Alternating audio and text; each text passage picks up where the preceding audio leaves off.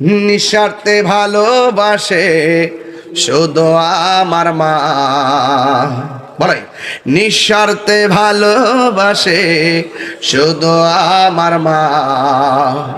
ববে যার তুলনা নাই, সেই মা তোমার চলে গেলে গো,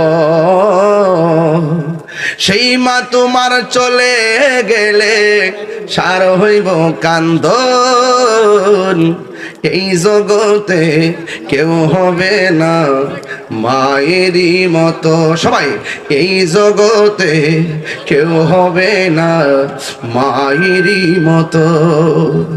মা তোর আপন কইর যতন,